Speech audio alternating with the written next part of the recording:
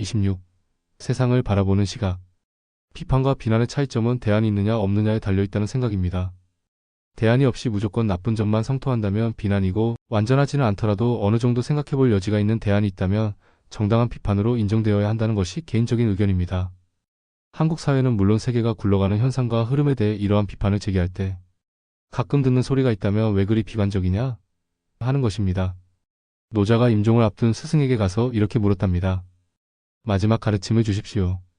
그러자 스승왈 이와 혀 중에 무엇이 남았느냐? 이는 닳아서 빠지고 혀는 남았습니다. 부드러운 것이 오래 남느니라. 되짚어 볼 만한 명언이라 생각됩니다. 세상이 부드러워지는 것을 반대할 사람은 없습니다. 그리고 정신이 상자가 아닌 다음에야 누가 건드리지 않는데 혼자 광분해서 날뛸 이유도 없습니다. 한 번 더 참고 그냥 못 본 척하고 조금만 더 비겁해지고 하면 세상살이 편해지고 지혜로워진다는 것도 모르는 사람은 없습니다. 하지만 문제는 그러면서 점점 더 안 좋아진다는 것이지요. 물론 좋아진다고 생각하는 사람들도 있겠지만요. 게다가 그런 무관심과 귀차니즘과 비겁과 몸살림을 이용하여 법과 인간을 자기 발 아래에 깔고 뭉개려고 하는 잔머리만 무섭게 발달한 인간들이 주류가 된다는 것, 아니 이미 그렇게 되어버렸다는 것입니다. 태어날 때부터 그런 부류에 속하여 그런지도 모르는 인간들과 어떻게든 그렇게 되기 위하여 아비규환을 떠는 인간들과 아무리 애를 써도 그렇게 될 가망이 안 보이니까 일찌감치 인생 포맷하는 인간들과 어차피 혼자 짖는 개는 외로울 뿐이다 하면서 포기하는 인간들 등등. 그럼 반대로 누가 비관적이고 무엇이 비관적일까요? 잘못된 것을 바로 잡자는 것이 비관적인가요? 아니면 어차피 세상은 더러운 거니까 포기하고 참고 살자는 게 비관적인가요? 그런 면에서 우리의 이중적인 의식구조 역시 한 몫을 단단히 합니다.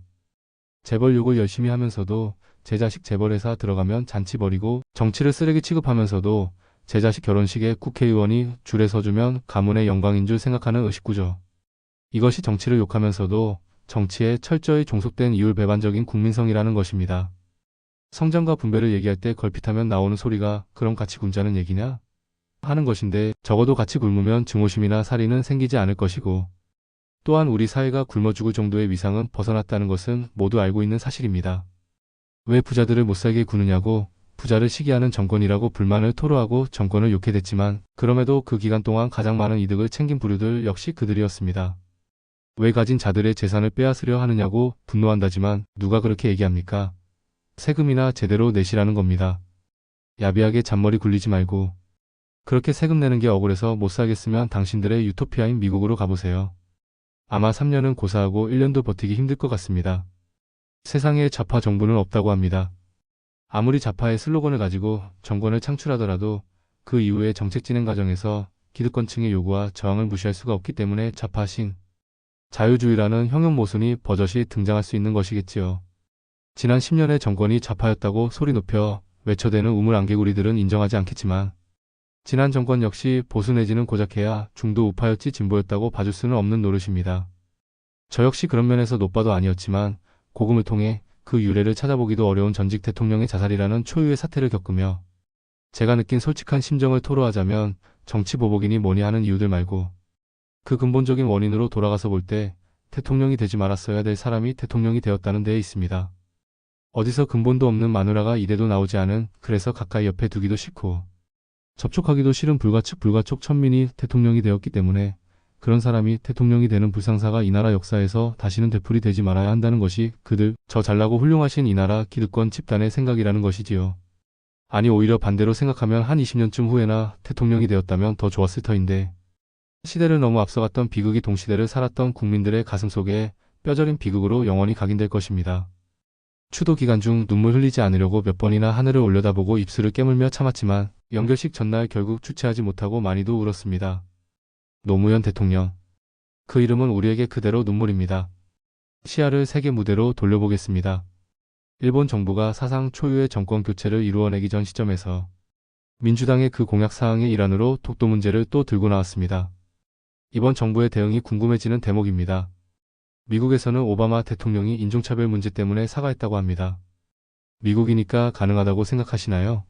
하지만 상황이 다르다면, 만일 지금처럼 흑인 대통령의 민주당의 상대가 백인이 아니라 백인 대통령의 공화당의 상대방이 흑인이라면 이런 현상이 나타나는 것이 과연 가능할까요? 과거로부터 끊임없이 이어진 의혹들과, 그래서 미국이 국가기밀에 붙인 수많은 사건들에 대해서 우리는 얼마나 알고 있다고 할 수 있을까요? 여전히 미국 국민들의 20%가 믿지 않는 인간이 달에 갔다는 얘기나 끊임없이 불거지는 910일 내부 테러 의혹에 대하여 그토록 떳떳하고 당당하다면 왜 속 시원히 밝히지 못하는 것일까요? 그렇다면 북한에서 만들어졌다고 미국이 주장하는 슈퍼노트에 대해서도 왜 그럼 단 한 번도 그걸 미국이 만들었을지도 모른다는 생각은 못 해봤을까요? CIA나 FBI나 이스라엘의 모사드와 같은 기관들이 무엇을 하는 곳인데. 하지만 이러한 의혹과 속임수는 비단 정치권에서만 이루어지는 것이 아닙니다. 기술의 발전과 혁신을 통해 경제가 발전하고 이것이 산업혁명 이후 지금까지의 눈부신 세계 경제의 성장을 불러온 주된 요인이었습니다. 하지만 만일 누군가 연비효율을 획기적으로 높일 수 있는 자동차나 엔진 등을 발명한다면 그 사람은 닌자 거북이, 즉 자객을 맞이하게 될 가능성이 높아집니다. 저도 처음에는 설마 그렇게까지야 라고 생각했지만 세상이 굴러가는 모습은 그렇게 순수하고 아름답지만은 않다는 것이 사실입니다. 니콜라 테슬라라고 하는 천재적인 과학자가 있었는데 그는 전기의 아버지, 전기의 마술사라고 불리며 한때 에디슨과 함께 일을 했고 대단한 업적을 남긴 과학자입니다. 그럼 그가 J.P. 모건의 투자를 받아 프리에너지와 관련된 분야를 연구했는데 돌연 지원이 끊겨버리게 됩니다. 그래도 그는 천수를 누린 행복한 경우라고 할 수 있지만 이런 프리에너지 분야를 연구하던 많은 과학자들은 실제로 살해 위협에 시달리거나 살해당하거나 아니면 그러한 위협으로 인하여 연구를 중단하는 경우가 부지기수입니다. 하지만 이러한 분야는 투자비용 회수라는 측면에서 일정 정도 이해를 해줄 수 있는 부분이기도 합니다. 하지만 다른 부분에 이르면 또 얘기가 달라집니다. 시몬 비젠탈이라는 사람이 있었습니다. 폴란드 태생의 유대인으로 2차 대전 중 나치치하에서 3년간 죽을 고비를 넘기고 살아난 후 평생을 나치 전쟁 범죄자를 추적하고 그들을 단죄하는 데 바친 사람입니다. 그런데 과연 왜 한국에는 이렇게 친일파 색출에 평생을 투신한 사람이 없을까요? 그거야 당연히 그런 일을 해도 정부가 받아들이지 않기 때문입니다. 오히려 한국이라는 사회 상황에서 그런 일을 했다가는 하루하루가 위태로울 뿐이겠지요. 나치 독일의 히틀러가 정권을 잡은 시점을 힌덴베르크 대통령 사후인 1933년으로 볼 수도 있지만 실질적으로는 그가 대통령직으로 있던 1931년 1월에 각계의 압력에 굴복하여 히틀러를 수상으로 임명한 시기로 보는 것이 보다 합리적이지 않을까 여겨집니다. 어쨌든 그리고 나서 1939년 9월 1일 폴란드를 침공함으로써 2차 세계대전이 시작되는데 그렇다면 과연 1차 세계대전 패전으로 인하여 몰락한 독일이 어떻게 그렇게 짧은 시기에 경제발전을 일으킬 수 있었고 히틀러 집권 6년 만에 전쟁을 일으킬 정도로 막강한 부국이 될 수 있었는가 하는 것입니다. 잘 알다시피 그 기간은 미국의 대공황 기간이었습니다. 미국이 실업자와 홈리스들로 넘쳐날 때 그 돈이 독일로 흘러들어갔고 그 돈의 원천은 지와 GM 같은 미국의 대기업들이었습니다.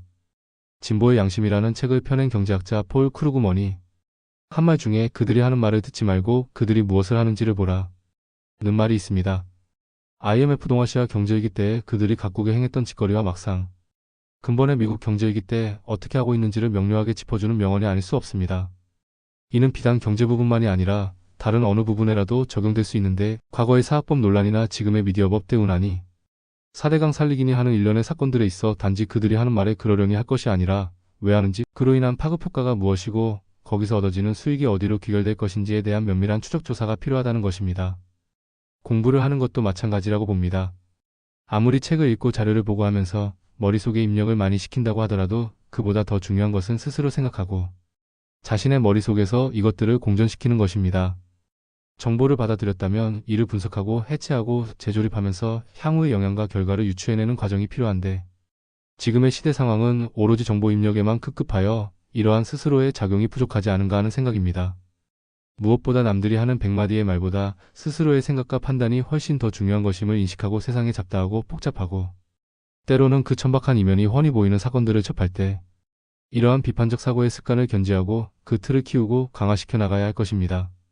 겉으로는 창조적 교육 운운하며 사탕 발림을 하면서도 궁극적으로는 비판적 사고를 하지 못하게 하는 것이 동서고금을 통해 기득권들의 바람이고 또한 그들이 준동해왔던 책략이지만 그런 비열한 협잡을 뛰어넘어 자유로운 사고를 하기 위해서는 이러한 비판 정신이 반드시 필요하다는 것은 재차 강조할 필요가 없으리라 여겨집니다.